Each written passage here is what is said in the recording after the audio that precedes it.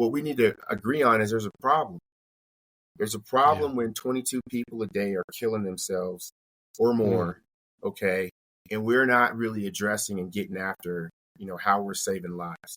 So instead of me sitting back and saying, oh, that's a problem, what I'm saying is here's one way that we can do something about the problem. It's you come to one of our events, someone's going to be there that can help you. Yeah. If you're an active duty player, you're playing actively in the MBA, well, you're already enhancing your resiliency already. And so that's pretty important for a whole lot of people. Hi, I'm Chris LeBrun, your host of the Wholistic Productivity Podcast. As someone who's never been afraid of dreaming big and going for it all, I often find myself with a lot on my plate. I'm a husband and father, a nonprofit fundraiser, and an entrepreneur. What I've realized is my view of productivity was pretty toxic. After decades of believing that in order to do more, you had to work harder, I began to see productivity as this beautiful thing. Holistic productivity is the idea that you can accomplish your professional, personal, and purpose-driven goals in a healthy way, and doing so will make you happier and more fulfilled.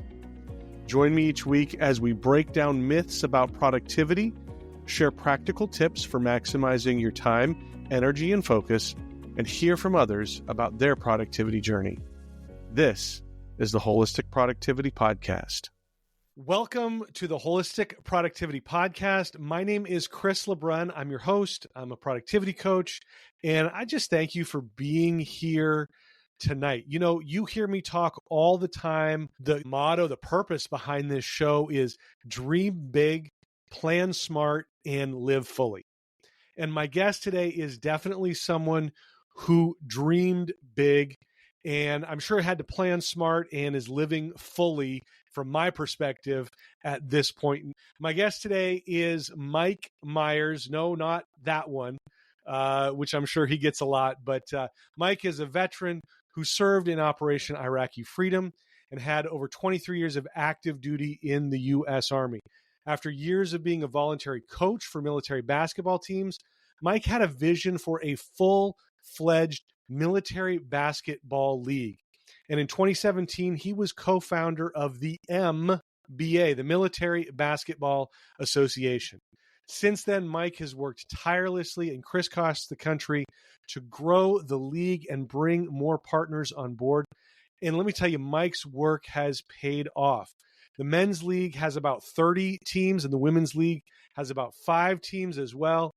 The 2025 NBA championship game aired nationally on the CBS Sports Network in May, and I think that is a huge result of Mike's hard work. His passion and drive to bring the NBA to reality is a vivid reminder that no dream is too big if you believe in yourself and take bold actions over and over again. Mike, it is so good to see you again, man, to talk with you. I love following you on social media, but we go a lot farther back than that. We were just talking a little bit before recording. We went to college together, man. You were there in Texas with me. It's good to see you again, man. Thank you for being here. No, thanks so much, Chris. It's great to see you. We all get a little bit older. Obviously, we've lost a little of our hair, but you still look the same. I follow a lot of the things that you've been doing, and you're just you're making an impact in everything you do and touch, and I'm glad God's blessed you. Thank you. I appreciate that. Let's start off talking about your service. So 23 years active duty in the Army. Thank you for that, first and foremost. Appreciate the men and women like yourself that go out there and serve for our country and fight for our country. Tell me about that service and kind of what that experience was like. Man, it was great. I mean, to be honest with you, Chris, I joined the Army right after Southwestern. I'd been going to college there. The university really kind of turned my life around. I love basketball. I wish I could have had played for SWAU, but I didn't get a chance to, and got married very early, and joined the military in 1999. Went to the basic training at Fort Sill, Oklahoma, and it was It's new. I mean, you got to talk about, a Seventh-day Adventist, a guy like me, Christian guy, going to fight the country before, or to serve my country before 9/11.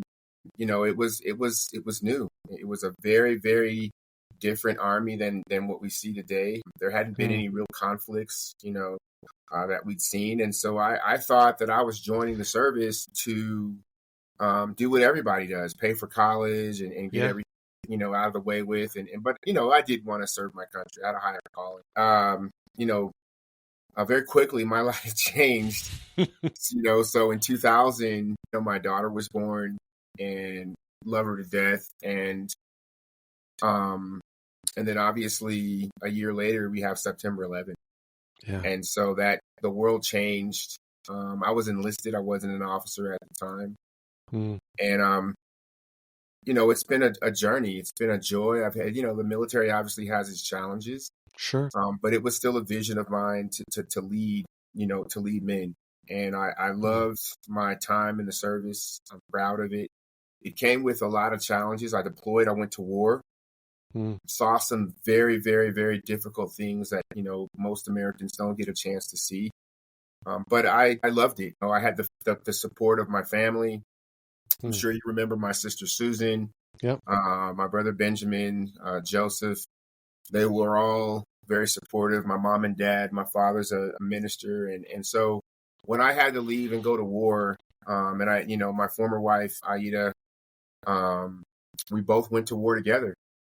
So you're talking about a husband and wife, a team that went to war, served their country together, served in Baghdad. I'm literally just a few miles away, but because the threat was so great, we weren't able to see each other on a normal basis. I mean, it'd be months and weeks before we could properly see each other. And what's really cool is the way Aida would come see me was by helicopter, which was kind of crazy. And I would get mad because I'm like, why are you doing that? It's dangerous. Don't come see me in a helicopter. It was tough. May 2007 was really tough for me. We lost a lot of people in my unit in particular. And while all this is going on, there's like a 5 or 6 year old child back home that we left with my parents for them to raise for a whole year. Wow. And so, when you serve the country, if anyone out there listening, your audience, it's not enough to just say thank you for your service. We really have to look at the sacrifices that a lot of our men and women in uniform currently, and even their veterans, that they've made. They leave their families, they leave their homes. Yeah.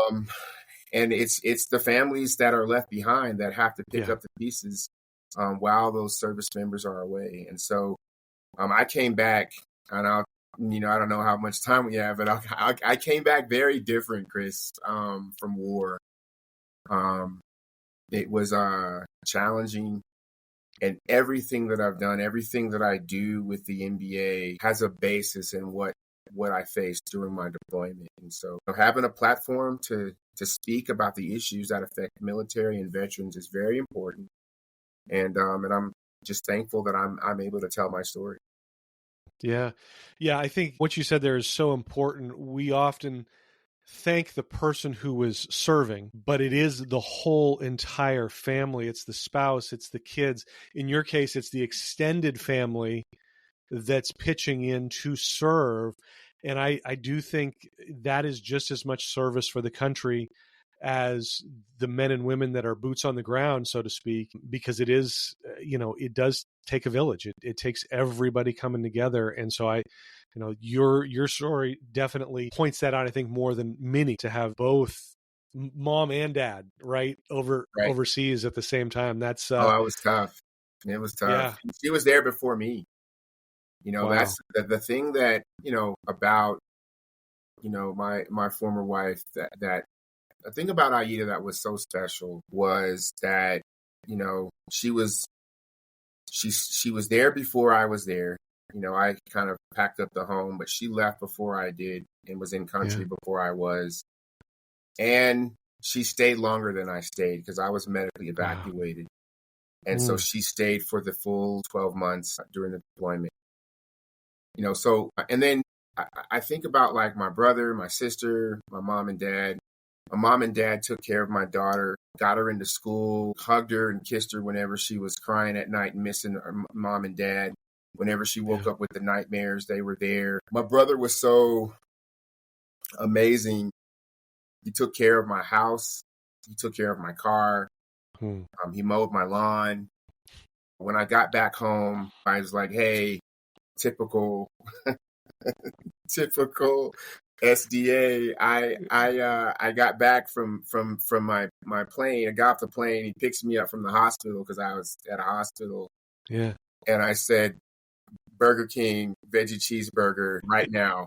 And that's where he took me, and I literally got a Whopper with veggie Whopper. So it was amazing to have that sense of family. But my brother took me home that night, made sure because I was different. I mean, you're talking about a person who was walking around in Baghdad with a gun with weapons and just constantly alert, to now being at home with no weapon on a military base and left to kind of figure out these mental health challenges that we know a little bit more about today, but we certainly didn't know about back in 2007, 2008. So it was challenging, but it took my entire family to help me survive.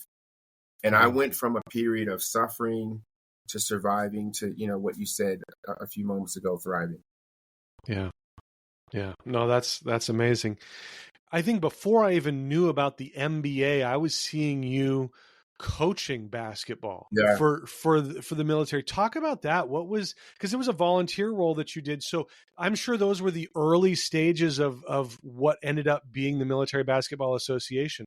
How did that go about? Because I was thinking back in the day, dude, is that Mike's job in the Army? Does he just like coach teams? Like that's a pretty sweet gig in the Army, right? I'm sure I had that like totally wrong, right? No, it was. So here's the thing. Like I was a sustainment officer, logistics. That's what I did even when I was deployed. When I got back from Baghdad, I was different.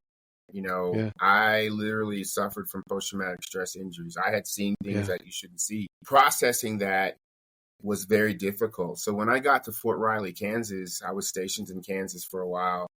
I was approached by the garrison command, the morale, welfare, and recreation office to become a volunteer coach and stand up a team at Fort Riley. And I did, but I didn't do it the traditional way. I mean, I wanted to establish a program, and that program became like a powerhouse. I mean, they were just great. We were winning and we were going different places. And I was coach of the team for 2 years. I wanted to be a basketball coach. So what I ended up doing was winning there, but not really winning the big tournament. No national championship yet, and no conference championship.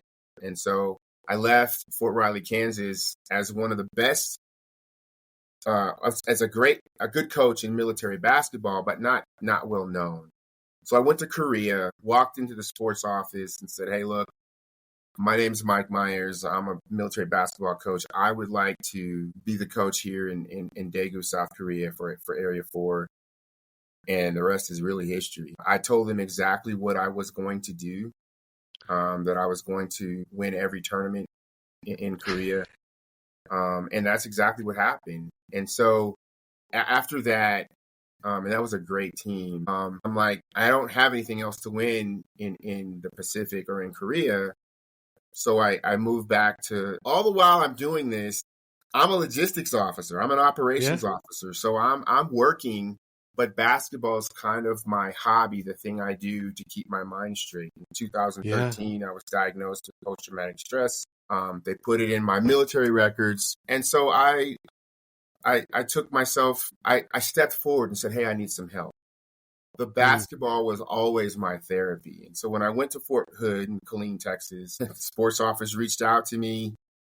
I didn't even have a house and I didn't have any of my household goods, but I was meeting with the sports office while I was in the hotel room about military basketball and what I was going to do. And I told them I'm going to win a national championship and I'm going to win the conference tournament.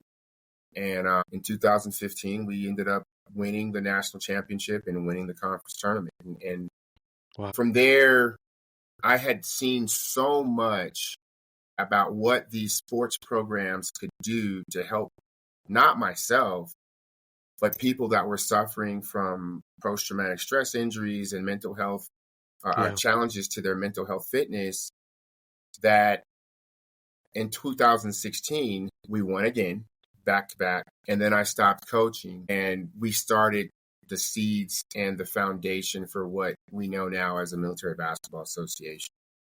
When you say that you were winning the national title and the conference championship, what was that league? If there was no Military Basketball Association, who were those championships and titles with? That's great. So there was no entity. There was no MBA. There was just a tournament. And there were all of these different tournaments that would happen across the country. And so what I did was go to the biggest tournament that there was and win it. And we did it twice in a row. So oddly enough, in 2017, we had some differences with the current tournament, and we'd asked to make some changes, and they weren't really, amenable to some of the changes we'd like to make. And so we decided, let's just see what we can do if we run our own tournament. And what started out as something that I was doing just to kind of be competitive and rival what these guys were doing turned into a campaign and turned into a movement that became bigger than myself. I credit those guys who ran that tournament and who continue to run that tournament. It's a successful tournament. I credit them for motivating me to push this to the next level. And they were my rivals. We had a lot of differences in the philosophy in which the direction of military basketball should go. And there was some spirited debate and conversation about what military basketball should look like. And they do what they do. And then I said, I've got to do what I do. And my goal was to put the military athlete on the biggest platform that I could. And so when it comes to, basketball or college sports or anything like that, CBS Sports Network was the highest platform that we could go. We strived for it. The organization went through several evolutions and growth and people that were with us, and then they left the organization, and then some people came back to the organization. But the constant has been, the 3 or 4 people that kept us afoot. And I credit that to them. But I don't, I've grown to the point where anyone who's doing something in sports to raise awareness should be commended. So my hat's off to the rivals of the folks that had a tournament but not a league. Like those folks were based out of San Antonio. And then I credit our fans and our coaches for elevating us to the point where we're able to reach over 3 million people in one weekend. That's it's just a testament to what God can do when you listen and He puts His will be done, and that's just how I saw it. You talk about life through basketball. Explain what that means and why that's the driving force of the MBA. Yeah, so life through basketball, I suffered, unimaginable anguish and stress from what I saw in Baghdad in 2007. Particularly in May 19th of 2007, our unit had a catastrophic loss. We lost 7 people in one day. One company under Mike Meyers, lost, at least 10 in 1 month. And it was a tough time for our organization. And so I brought that back home with me. Yeah. When that unit redeployed back, they lost their first sergeant the day that the unit returned home to suicide.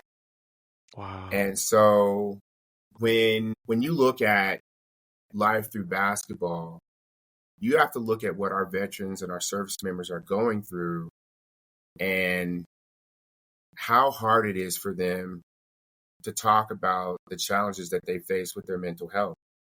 So for me, I felt like sports was something that brings us together. Yeah. In the military, you're part of a team, you're part of a unit, and they are your family. And so the concept and the idea behind Life Through Basketball is we want our military men and women who served and who are currently serving to choose life. We want them to choose life through basketball or life through sports. And that is important because if they're playing in our league, if they're playing basketball for us, or they're at practices with their coaches, they're choosing life. And if they're a part of a team, they're part of a family. It's more reasonable for them and easier for them to communicate some of the challenges and impacts of their mental health fitness. They can talk to their coach. Their coach can find the resources through some of the things that we do to help get them some help. And if you're a veteran in crisis, some of our partnerships are able to help people. And to me, it's a life-saving mechanism. The Military Basketball Association is a tool and a link to saving life. And so if you're saving lives through basketball, what better mantra could we stand behind? Yeah, absolutely. Now, are these teams made up of just active duty members, or are there veterans that are playing as well? And how does that work all together? Yeah. Yeah, if you're an active duty service member or you're a veteran, you can play in the Military Basketball Association. You just have to have some type of affiliation with the Department of Defense or the VA. You have to have served or been a veteran or been a DoD contractor or civilian. One of those areas allows you to play in our league. And so, I know when I've seen different bases or forts as the team. So you mentioned Fort Riley in Kansas. If I'm living there in the Kansas area, right around Fort Riley, or Absolutely. is it? Yeah, you can try out. The coaches are there. We've got a couple of updates to your teams. We have 31 men's teams and we have like 12 women's teams. So, okay. And then Europe has close to 10 to 12 teams. So we're at about 50 teams, 1,000 athletes, both men and women. And we've had 0 suicides since 2018. Man, I was going to ask about the impact, because that is the ultimate metric. What are some of the other impacts that you're seeing outside of just that suicide rate? Well, yeah, obviously impacts to your morale and your welfare and your well-being, your overall mental health. We've seen that people like coming to the events. They love coming out and supporting their service or their unit, their team. The military men and women get to travel to different cities because when we have our events, we have to plan for these things and we let the leadership in the cities know that, hey, there's going to be an economic impact. When you put 250 to 300 military athletes in one city, like the way we did in Philadelphia, they're spending that money on that economy. And there's been a tremendous impact in social media where we had never reached over 7 figures as far as views and interest in social media and Instagram and Facebook across the country. You've got Ernie Johnson and Kenny Smith and Jay Wright and Clark Kellogg and Charles Barkley talking about the Military Basketball Association and what we do and why it's so important. So when you have these types of things that are happening, what you see here is it's no longer about Mike Meyers. It's not even about the MBA. It's about how we take care of the people who serve us. And so the impact in sports is something that brings us all together. You look in the country now, you've got a divided country. You've got red and blue and all the other different colors that are making up our political atmosphere. But what's the one thing that brings everyone together? And that's sports. Sports is something that people, you may not like, you may disagree on the teams that you root for, but you love the sport. You may not like the, Baltimore Ravens, which is my team, or the Denver Broncos, which is where I live, but you love football. Yeah. And so that's the thing that everybody agrees on. And I think when we look at how we address the challenges that we face with mental health in the veteran community and the military community, you have to look at the commonalities that exist. What are the things that we can agree on? We don't have to talk about policy. We don't have to talk about how we approach the policy or how we pay for things and all that. What we need to agree on is there's a problem. There's a problem when 22 people a day are killing themselves or more, okay? And we're not really addressing and getting after, how we're saving lives. So instead of me sitting back and saying, oh, that's a problem, what I'm saying is here's one way that we can do something about the problem. You come to one of our events, someone's going to be there that can help you. If you're an active duty player, you're playing actively in the MBA, well, you're already enhancing your resiliency already. And so that's pretty important for a whole lot of people. Let's pause here for a quick break. We'll be right back. If you've ever gone down the rabbit hole of trying every to-do list or project management app, you know how exhausting it can be. You download the app, you set it up, enter all your data, and then scramble to cancel it before the trial ends. Trust me, I've been there and it's no fun. That's why I love Efficient.app. Alex and Andra, a husband and wife team, have spent over a decade testing and reviewing software of all types so you don't have to. Calendars, project management, banking, planners, email marketing, you name it, they've covered it with honest reviews and side-by-side comparisons. And they don't sugarcoat it. If a tool isn't worth your time, they tell you straight up. I've personally found their reviews super helpful when I was trying to sort through different project management apps. It saved me a ton of time and frustration. Best of all, they often have special deals on the tools they recommend so that you can save money. I'm especially grateful to Efficient.app because they've been supporting the Wholistic Productivity Podcast since the very beginning. The best way to check them out and support the podcast is through the link in the show notes. So next time you're looking for software, let Efficient.app do the work for you. Trust me, you will not regret it. You mentioned 22 suicides on average every day from veterans. Is the Pentagon doing enough to work with veterans? Is Veterans Affairs? What is being done outside of the MBA to address these issues, and what more needs to be done? That's a great question. What I would tell you is, and I'm not going to give you the media 101 question, but our answer, but I'll let the DOD and the Department of Defense, speak for themselves. I'm not going to say they don't care about veterans and they don't care about the active duty military. They have their own mechanisms and programs in place to where they're doing a great deal to try to help people. It's a holistic problem, just like the show's Holistic Productivity. I think, can you do more? Absolutely. Yeah. Are there organizations like myself that would love to partner with the Department of Defense?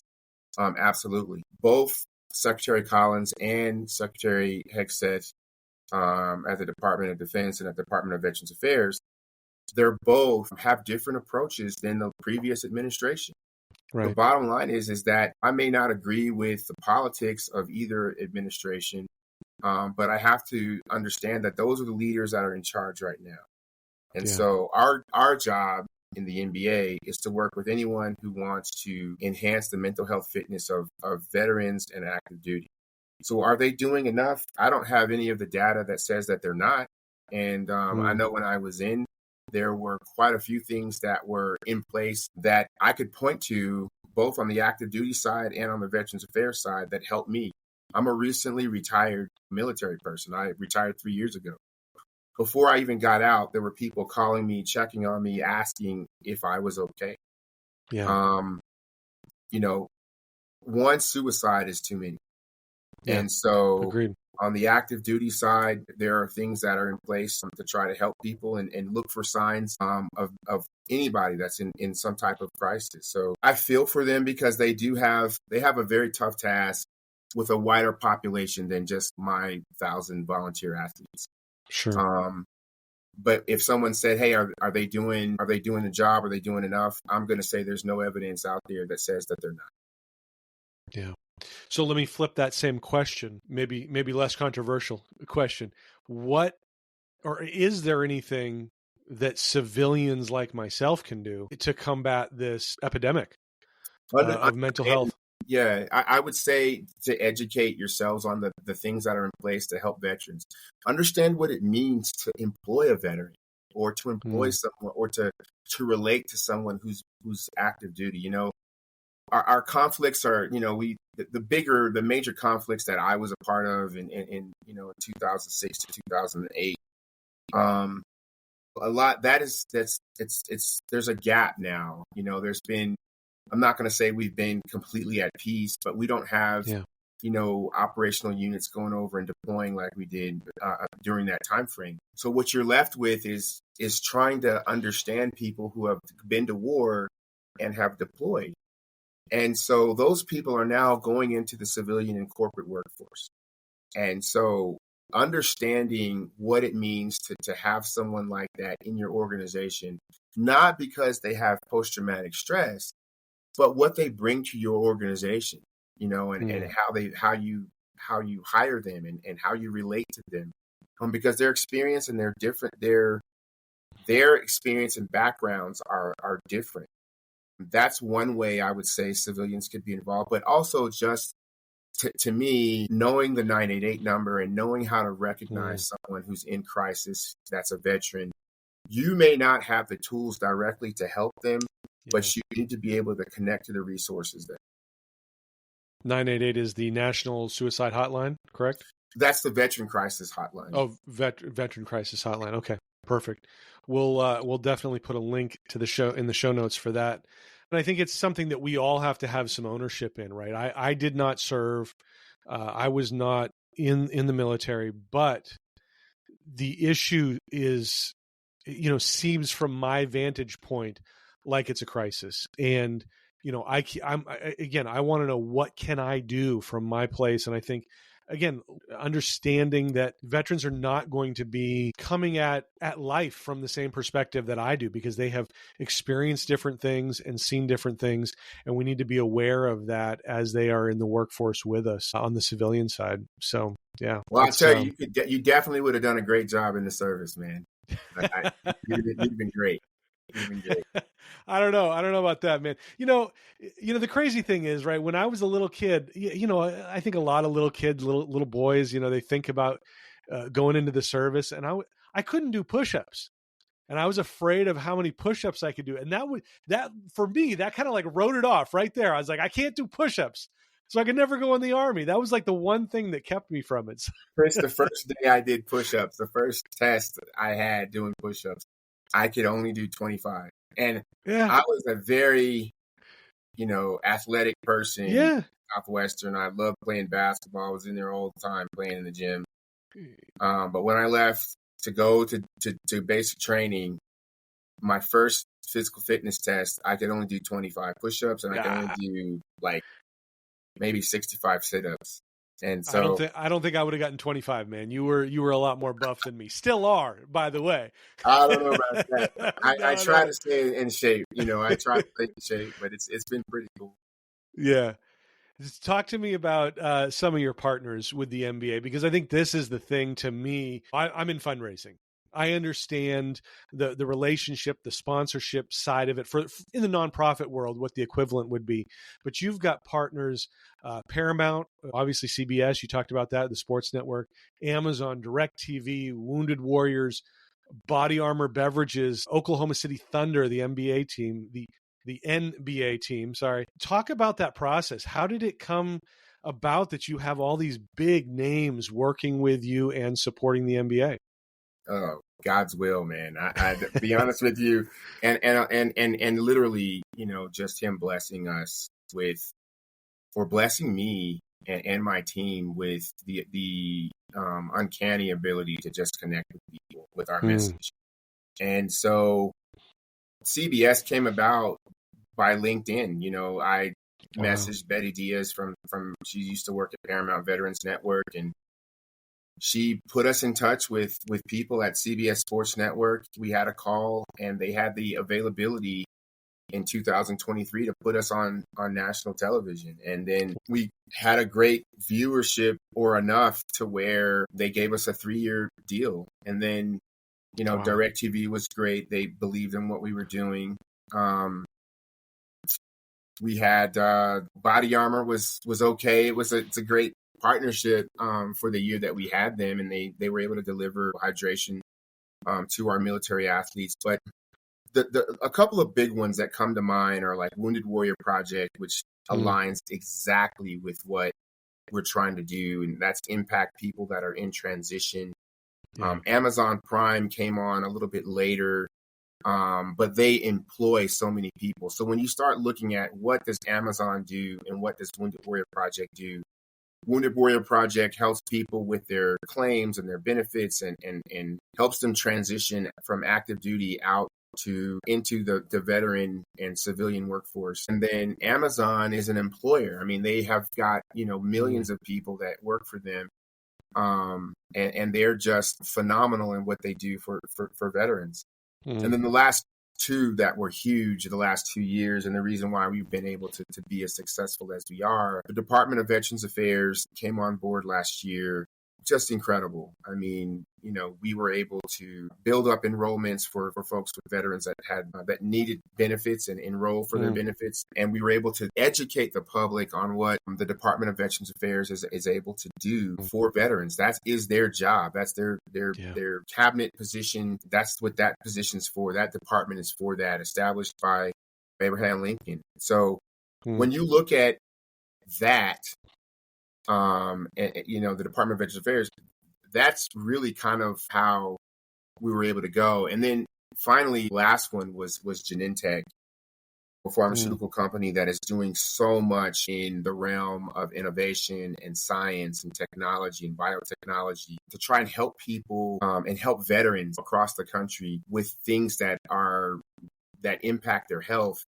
They have just been believers. There's a lot of veterans within Genentech that have just been phenomenal in sending out the message to what we do, but then also talking and using our platform as a platform to educate the public on some of the advances that they've made in medicine. So those types of partners and our ability to kind of share our story and share our platform are what make the MBA successful and make it, profitable for organizations to partner with us, because we are looking to over deliver any chance we get. Yeah. No, I've definitely been impressed with what I've seen from my vantage point. So what is next for the Military Basketball Association? I mean, what's on the radar? What's the ultimate goal? Is it more teams? Is it more awareness, obviously, that you guys exist? What is it that Mike would like to see? So what's next year? The World Championships will be in Colorado Springs at the Air Force Academy. And the other things, in 3 to 5 years, where do I see the NBA? The marketability of the military athlete. We talk about LeBron James, we talk about Steph Curry, Michael Jordan. These are great, icons and legends. But there's some people that play in my organization that serve their country. They're phenomenal basketball players, and they have a story to tell too. And so we want to tell that story. There's some amazing men and women with just exceptional skill that we want to tell that story about how they came to where they are and why it was so important for them to step forward and raise their hand to serve their country. And then while they're serving their country from, Monday to Thursday or Monday to Friday, on the weekends, they play this game called basketball to make sure that they stay resilient and they enhance their mental health. That is a story that needs to be told. We want to tell it in so many different areas. We want to tell it through apparel. We want to tell it through hydration. We want to tell it through science and technology. And we want to tell it through tech. Those are and social media. Those are the things that I think in 3 to 5 years make the NBA sustainable as an organization, but also as a value tool in our society. Let's pause here for a quick break. We'll be right back. Living with pain is no fun at all. Whether it's sore muscles from a workout, nagging joints, or even stress that just won't leave you alone. That's why I love Little Golden Shepherd. They make all natural butters from organic herbs and essential oils, formulated to ease pain, reduce stress, and even soothe sensitive skin. I use the muscle butter after tough workouts, and the joint butter is perfect for my knees, which somehow were bad even when I was a kid. I'm so grateful to have Little Golden Shepherd sponsoring the Holistic Productivity Podcast. The way they support the show is super simple. Every time you shop through the link in the show notes, a portion of your order helps keep this podcast going. And here's the best part. If you use the promo code WHOLEPROD, you'll save 15% on your first order. That's promo code WHOLEPROD, WHOLPROD. Try Little Golden Shepherd today. You're going to love it as much as I do, and your muscles will too. Yeah, no, that's awesome. I love seeing the progress and the everything that's happening. I mean, look, I'm following along on social media. I'm watching it. I love it. And it strikes me that this was not a small goal to bring this together. Do you see yourself as this goal-oriented guy? Was there any kind of method to your madness or specific system that you used when you were starting out? Or did you just pull it all together as it came through? I mean, what was it that how did that work? So Angel Acevedo and I had a late night conversation about how we wanted and what we thought military basketball should look like. It took about 2 hours. He invited me up to Colorado Springs, and the rest literally is history. I told him I wanted to name it the MBA, and he said, "I think that's cheesy." And so I was going through trying to make a logo for what we do during a lunchtime period. I called him back and I said, "You know what, Ace, I like MBA, and I'm going to do what I do, and I'm going to set it up, and I'd like you to be a part of this." So it just started out as a tournament. The method to our madness now is, what are we giving these athletes that nobody else can give them? Nobody in the history of the military, as far as volunteer sports, as far as intramural sports or any type of volunteer platform, has put military athletes on CBS Sports Network, or with our documentary on Amazon Prime, or with our championship games that reside on Pluto Television's network. That type of exposure is what no one else has been able to do. People talk about it, but we've been about it for the last 8 years. So the method is, what are we bringing new the next year? And over the summer, I'm always thinking of something different. I'm always thinking of something new, something innovative. And it's just another thing. We just try to stay ahead of whatever competition might be out there. But we understand that we have a responsibility to provide the highest and best platform for our athletes that we can. That's awesome. Look, man, if there's ever a tournament that you have in DC, Northern Virginia, Maryland, let me know. I know you're up here often. We're planning. We're working on it. And, as of today, it might actually end up taking place. We were thinking about, I visited Johns Hopkins. I put that out there on social media a couple of weeks ago. Yeah. They have an outstanding facility, and we would love to do something up there in February at Johns Hopkins University. It's great there. My cousin Tia is working in that area. So there's a lot of things that can happen in the DC, DMV area. Fort Lee, Virginia, we do have a tournament in Petersburg in Fort Lee, Virginia, Veterans Day weekend. So in November. So yeah, man, I'll let you know anything. I'll do anything for you, Chris. Yeah. No, look, I'm coming. I'm buying a ticket, man. That is, it's awesome. I would love to be at one of those events. Bring my kids.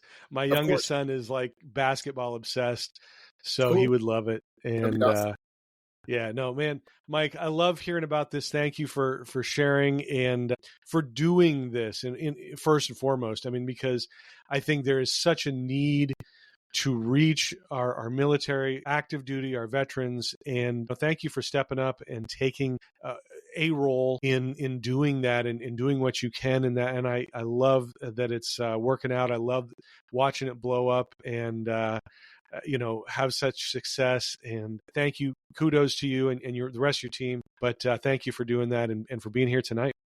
And hey, Chris, thank you so much for allowing me to take part in this, holistic productivity. I love the concept and the idea behind it. And I do want to say thanks to my team. I have an amazing team, Angel Acevedo, Albert Mayon, who's our president of basketball operations, and Tara Ethington, who's our marketing VP. These are people that have been volunteering with me for over 7 years. And then the two gentlemen that I know, I've known them for over 10 years. And Ace, I've known for almost 15 years, exactly. So it's just, I would not be who I am without my team, our volunteer coaches, our volunteer athletes that participate and make this league great every day. It definitely takes all of us coming together. So that's awesome. Hey, I end every show with what I call the questions. And This is inspired by James Lipton, host of Inside the Actors Studio. And it's based on the Proust questionnaire. So we're just going to take these questions. There's 10 of them. We're just going to go rapid fire. Say as much or as little as you want. Question number 1, what motivates you? What motivates me? What motivates me is helping people.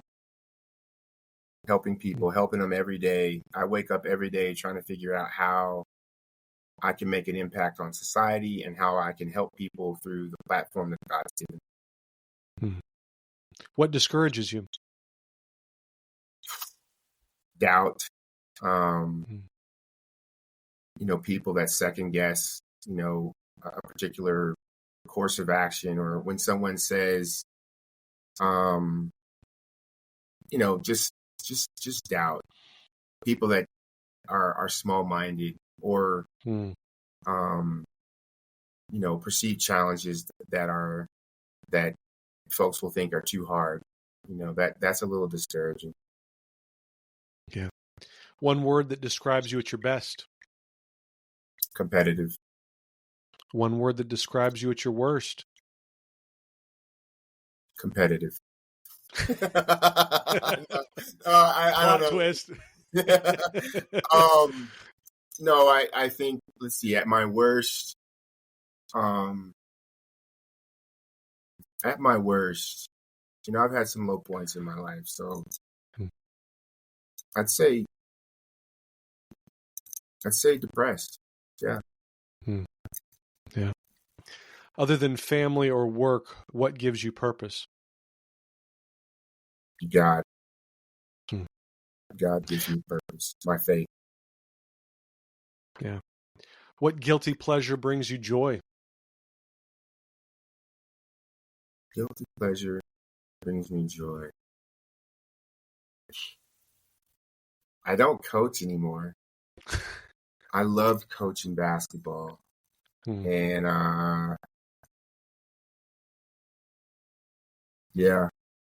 what guilty pleasure? Working out. Yep. Yeah. Working out. How do you celebrate a win? With my girlfriend. How do you bounce back after a loss? Oh, I work hard. I mean, I'll give you a real quick short story, but I lost the gold medal to the Navy in 2017. And I told our service rep, I said, I'll recruit better. And in 2019, we won a gold medal. Yeah, awesome. I work harder. Who was the last person that you expressed gratitude towards? My girlfriend. Smart man. And if you could go back in time, what would you tell your 25-year-old self? Oh, man. Oh, my God. At 25, I was a cadet. My 25-year-old self, I would tell my 25-year-old self, the moment that things get tough, dig deeper, grind harder, because you're almost there. And I think had I done that throughout my military career, I would have gotten a lot further. But not to get discouraged. Not to get discouraged. Yeah, man. Well, Mike, thank you again. Love what you're doing. We're going to put in the show notes links, how you can connect with Mike, with the MBA, how you can watch the documentary. It's a great documentary. I enjoyed watching that. Again, that is on Amazon Prime, so we'll put all of that links in the show notes. But thank you so much for being here, Mike, and all of you. Thank you, everybody, for being here. Check out the show notes at wholisticproductivity.com. And make sure that you're subscribed on your favorite podcast platform. We're on all of the major ones. On YouTube, if you want to watch the show. And again, just subscribe, like, follow, whatever that looks like on your platform so that you can see the next episode when it drops. Make sure you're following on social media as well. Instagram, Facebook, Threads, LinkedIn, Substack, YouTube, all of them. Got lots of great productivity tips and motivation for you on your goal journey there as well. But again, thank you for being here and for listening in. As always, my goal is to help you dream big, plan smart, and live fully. And that's what we're hoping that you're going to do right now. Thank you so much again. Take care. We'll see you next time. Before I sign off, close your eyes for a minute, unless you're driving. But close your eyes and imagine this. It's Friday. You're excited for the weekend. TGIF, right? You're wrapping up the work week, getting ready to leave the office. But as you're walking out the door, you start to reflect on the week and you say, what did I even accomplish this week? It's a frustrating feeling and a horrible way to start your weekend. You know that you've worked hard all week, but you have little or nothing to show for it. If you've ever had these feelings at the end of your week, I have a special offer for you to help you on your productivity journey. I talk about it all the time. Being intentional with your time is one of the biggest parts of productivity. And one of the best ways you can be intentional is to plan your week. Planning your week provides clarity on your priorities. It eliminates confusion about what needs to be done, and it sets you on a path for success. Now, I've developed the perfect tool to help you plan your week. I call it my Sunday strategy, and I want to give you my Sunday strategy worksheet and guide absolutely free when you sign up for my weekly newsletter. The guide offers clear strategies for using the principles of holistic productivity to plan your week. You'll have a mindset shift away from the toxic aspects of productivity, and you'll get step-by-step directions for using the Sunday strategy worksheet. With my Sunday strategy, you only need 15 minutes each Sunday to plan out your entire week. It'll let you identify major projects and tasks that are coming up, assign those projects to specific days, and best of all, there are different sections for each area of your life: professional, personal, and purpose-driven, so you can reach all of your goals. My Sunday strategy worksheet also includes a weekly habit tracker to keep you focused on the habits that you want to develop. So if you want to avoid those Friday feelings of frustration and despair, you need my Sunday strategy worksheet. It's the perfect planning tool to help you build the winning strategy for your week. It's a resource you can come back to each day to keep you focused on reaching your goals, and it's an accountability tool to help you track your progress. Basically, it can help you have the most productive week ever. Like I said, it is completely free when you sign up for my weekly newsletter, which also features more strategies and tips to help you dream big, plan smart, and live fully. To get my Sunday strategy worksheet and guide, go to mysundaystrategy.com and sign up. That's mysundaystrategy.com. There will also be a link in the show notes, but again, mysundaystrategy.com. Look forward to having you back here for the next episode of the Wholistic Productivity Podcast.